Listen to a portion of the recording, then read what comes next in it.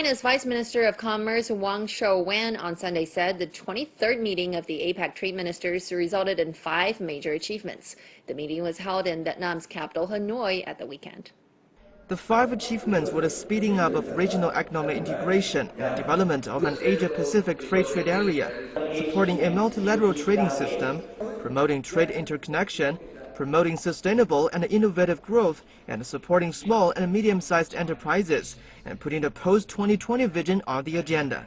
The Chinese side proposed a new concept of regional cooperation in trading and building, and other goals such as constructing trading connections and cultivating new sources of economic growth. The outcomes of the meeting closely correspond with the main proposals in China's Belt and Road Initiative, and resemble the orientations put forward by China at the recent Belt and Road Forum for International Cooperation. The meeting concluded on Sunday amid pledges to improve cooperation across the region. China's Minister of Commerce Zhong Shan said on Saturday that China appreciated Vietnam's active participation in the Belt and Road Forum for International Cooperation. Zhong Shan made the remarks while meeting with Vietnamese President Tran Dai Quan at the 23rd APEC Trade Ministers meeting held in Hanoi at the weekend. The Chinese official says the Silk Road spirit of peace, cooperation, and inclusiveness has gained support from the international community, including Vietnam.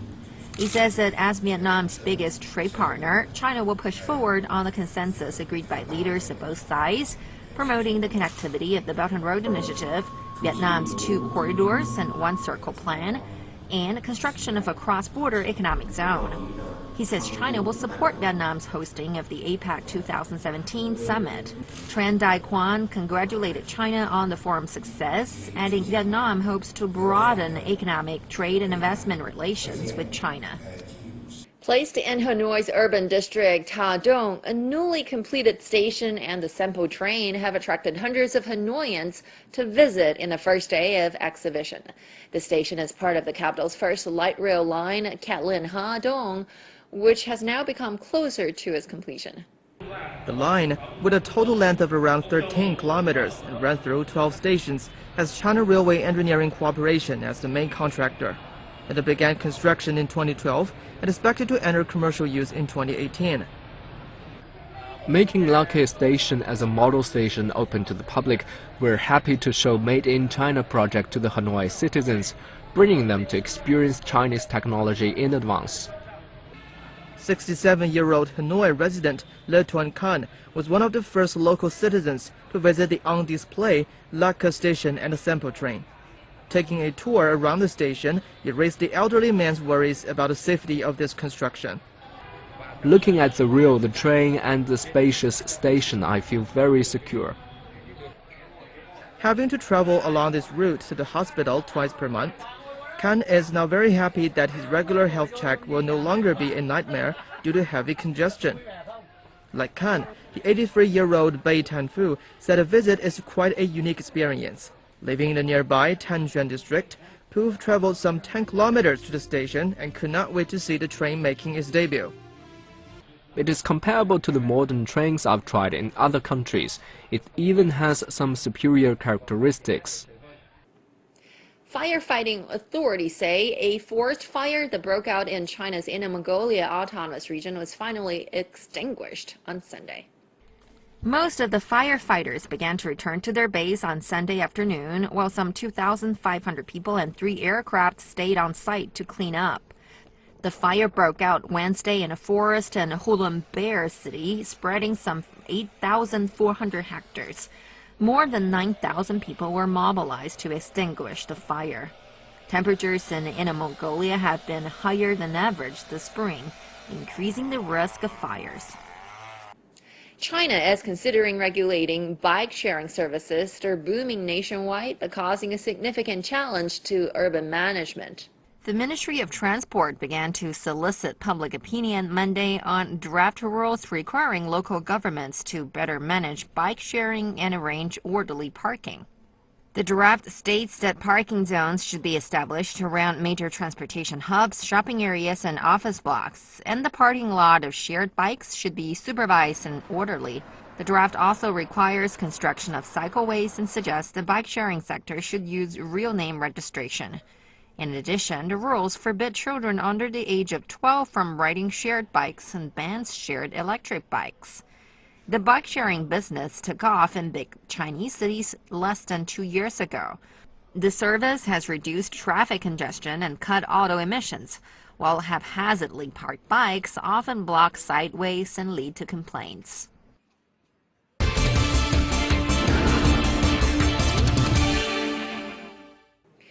Yaks are synonymous with the snowy peaks and high plains of the Tibet Autonomous Region in southwest China.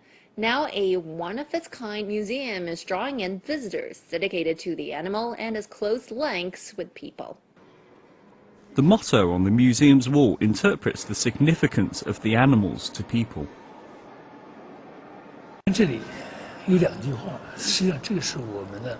The first part of the motto can be translated as, "The yaks are the existential foundation of the Tibetan people," and the latter is an old saying in the north part of Tibet, which is usually translated into, "Where there are Tibetan people, there are yaks."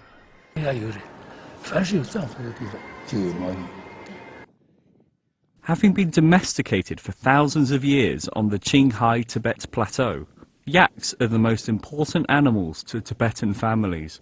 This one animal provides a source of meat, milk, fibre and fuel for fires. They are easily kept as pack animals. The museum focuses on the origin and domestication of yaks and yak-themed artworks.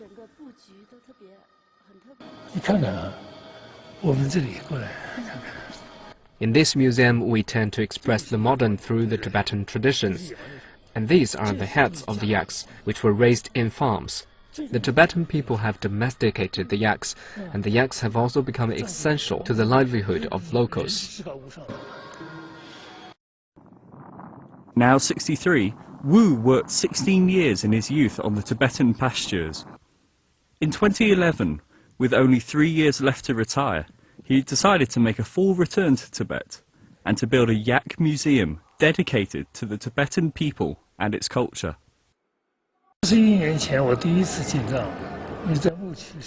41 years ago, I came to Tibet for the first time and lived in the pasturine area for a while. The relationships between the herdsmen and the yaks touched me so much that it has lingered for years. A yak even saved my life once for bringing the food at a crucial moment after heavy snow. Therefore, I always remember the special period of my life in Tibet after I came back to Beijing. Across the museum, there are more than 2,600 items on display in 4 different showrooms. Together, they show the basic needs of the locals' daily lives and yak-related artifacts and artworks. Half the collection came from voluntary donations from people, including herdsmen, monks, scholars and collectors. During our study here, we came across some pilgrims. They had been traveled to Lhasa with the most devoted way of worshipping, which is praying all along and groveling onto the ground when every step was made. I asked them if it is okay for them to give me their aprons, which are made of the yak hide, as I explained my intentions of the collections. They gave it to me right away. The collections in the museum aren't actually worth that much, but the symbolic meaning showing the bond between the Tibetan people and the yaks is beyond the price.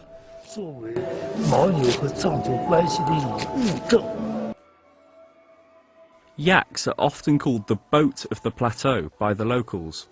At these high altitudes, they are often the most effective way to carry equipment needed to take on Mount Longma. Many mountaineers have said that yaks are the main way of large transportation to the advanced base camp, which lies at an elevation of about 6,500 meters. The human race could have not successfully reached the summit if there were no yaks to help with the supplies.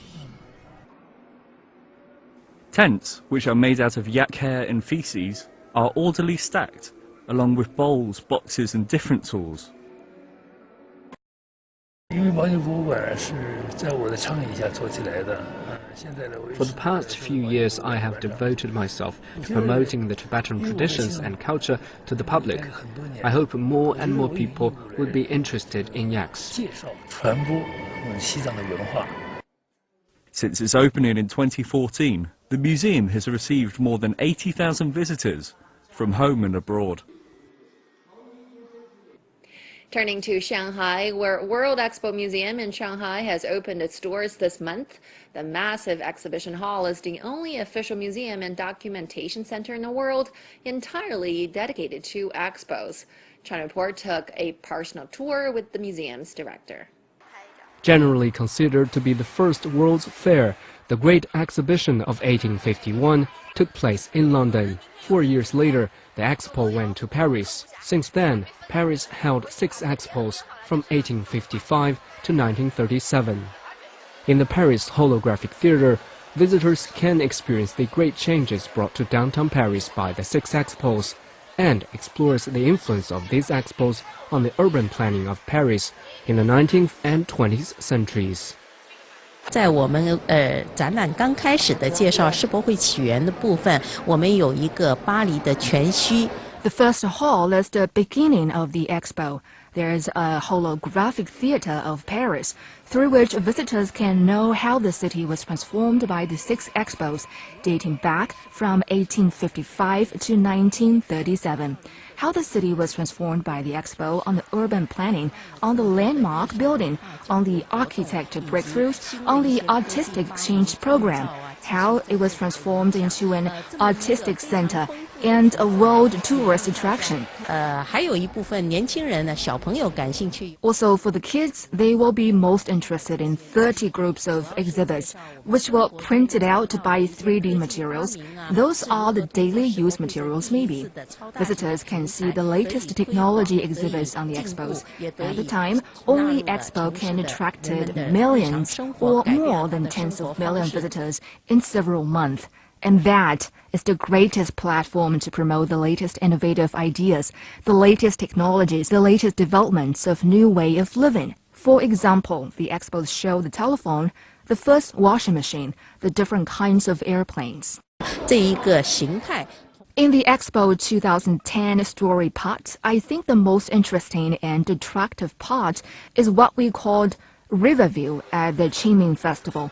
And that is the most attractive cinema in Expo 2010.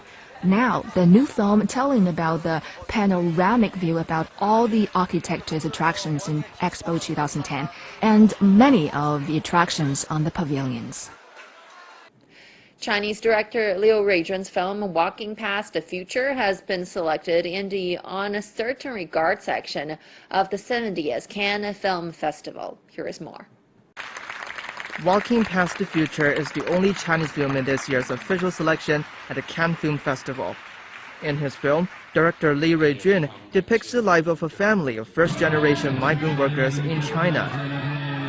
Chinese actor Zhang Yi says the film has a surprising ending, which reflects the director's unique style. He says the film is a great success for low-budget art house feature. The most successful part is that the cost of his film is relatively low. However, the director still retains his own attributes, his creative ideas, and he adheres to his artistic sentiment. I'm most interested in this movie on the topic of returning to the countryside, maybe forced by family reasons. I think it will become a problem in our societies, no matter European or Oriental, in the near future. The Turkish journalist says she was touched by the pure love story between the male and the female heroes. I watch all the Chinese films every year. This is an international film festival, but we think the future of the movie and innovative works are in the East. This year, 18 films are selected for the Uncertain Regard competition. The awards of this program, which selects films of alternative styles in terms of subject matter and aesthetics, will be announced on May 27.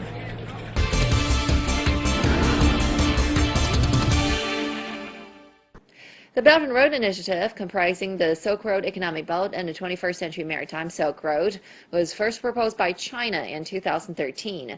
It's a grand trade infrastructure plan to connect Asia with Europe and Africa along the routes of ancient Silk Roads. To see how the scheme is affecting people at the local level, CNC talked to a number of people around the world and asked them how the Belt and Road had changed their lives. My name is James Koyej. I am 31 years old. I am working in Nairobi New South Station as safety officer. For the last 2 years, I have been working to work 1 hour every day, but I never feel tired. My work is to make sure that there is safety during construction of the new railway line that link our capital city of Nairobi to our harbor city of Mombasa. I have learned a lot of skills from my work, and now I can say I am an expert in safety aspects. I live alone in Nairobi in a rental house, but my wife and my baby live in my village at a small house I built after getting this job. We are not expecting only the new railway to make transportation easier, but we are expecting many other changes in our country, and we are expecting the new generation to benefit from it. I am proud to be part of this construction. When the railway is complete, I will take my family to Mombasa to see the ocean and beach, because they have never been there before, and I am sure they will be happy. My name is Niling Bahuni. I work as sales in Vivo Communication Company. Before this job, I worked in retail industry but gained insufficient income. However, I have earned more after working in Vivo Communication. My income also suffices my daily needs. I can also help with my parents. For the future, I will work harder and strive to ascend the career ladder. Thank you, Vivo.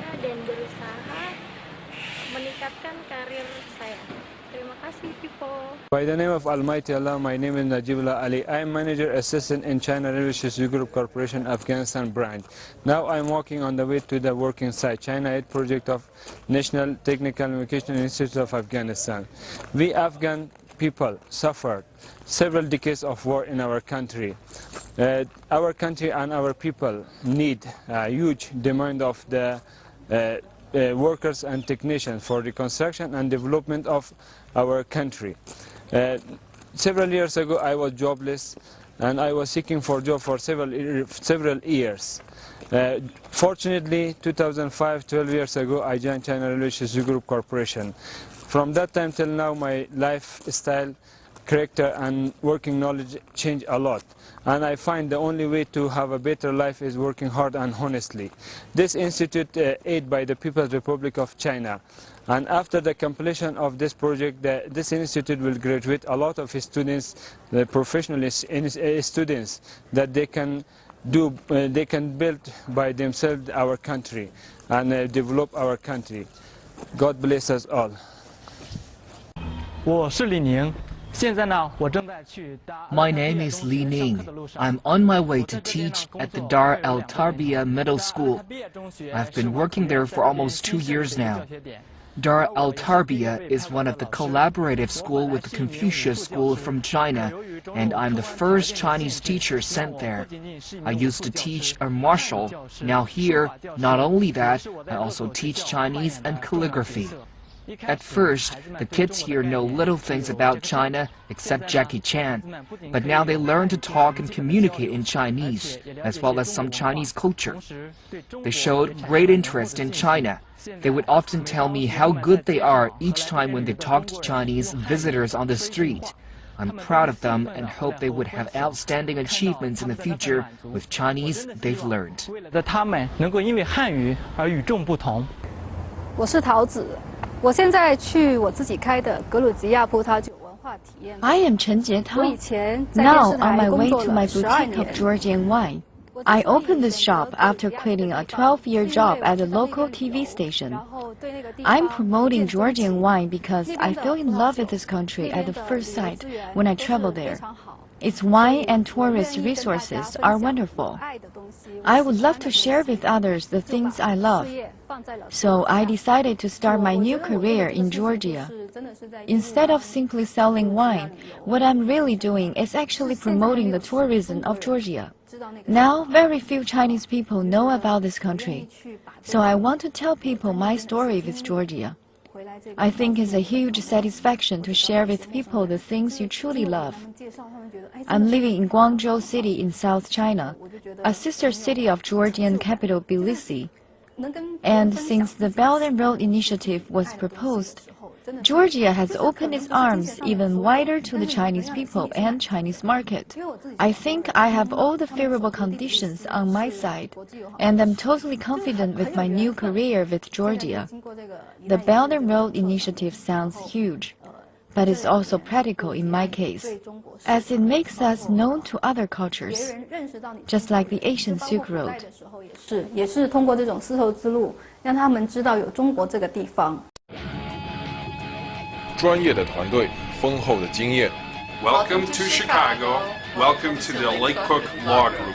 投资理财、法律咨询，芝加哥专业律师团队为您的梦想提供最安全的保障。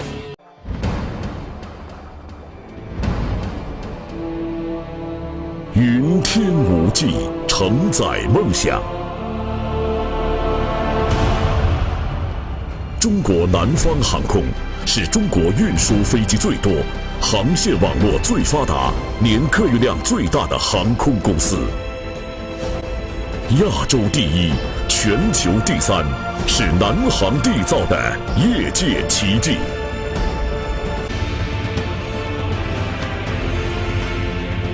蓝天壮志情，云海谱华章。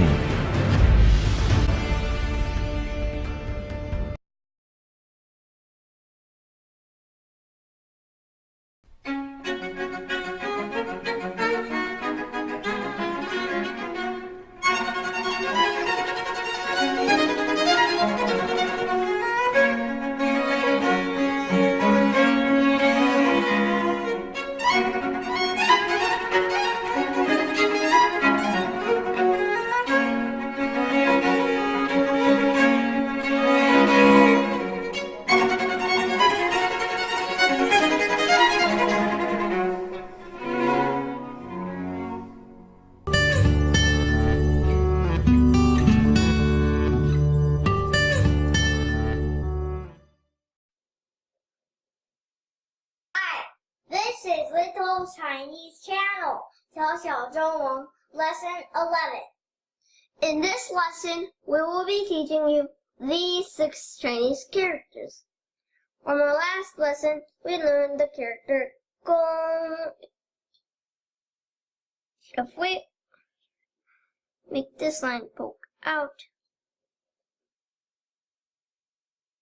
and make the shorter line over here and the longer line on the bottom, this character is Tu. Tu. Tu means soil. Ni tu. Ni tu. Ni tu. Ni tu means soil.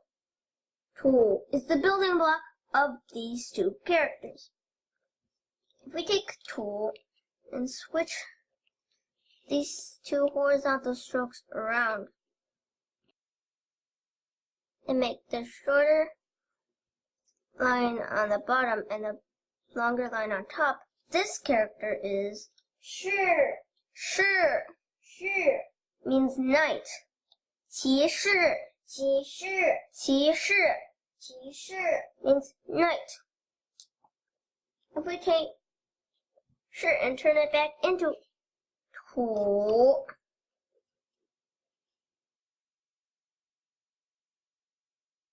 and put a R under it, give it a slanted stroke to the left. This character is Xian. Xian. Xian means early.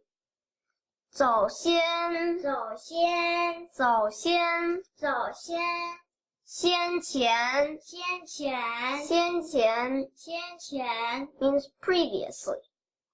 Next, we'll learn the new Ru character.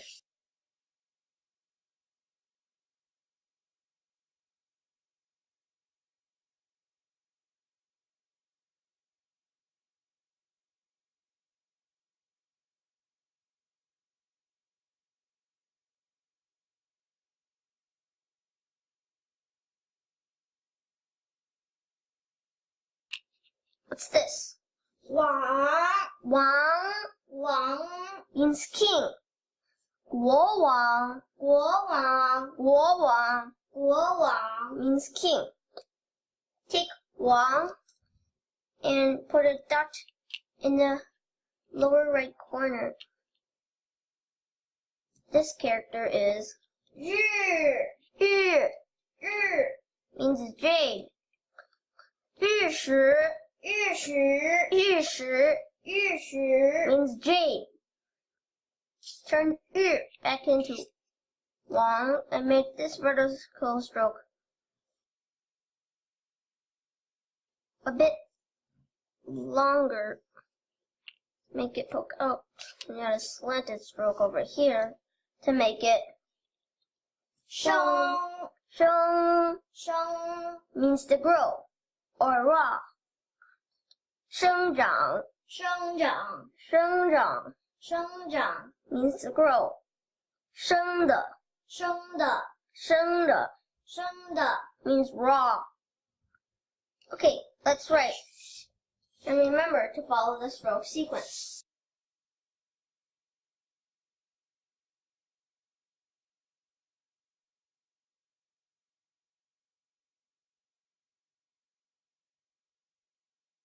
Tu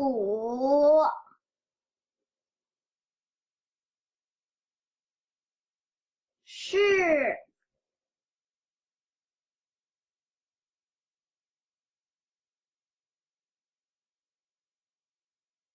仙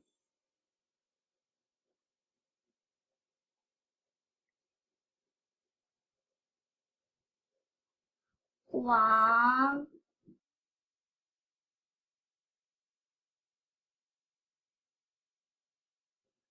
日 生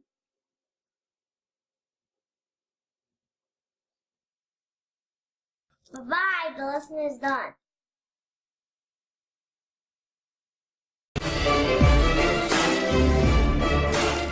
同心地产，芝加哥最大的华人中介团队，无论是家居或是商业地产，给你带来全方位的最佳服务。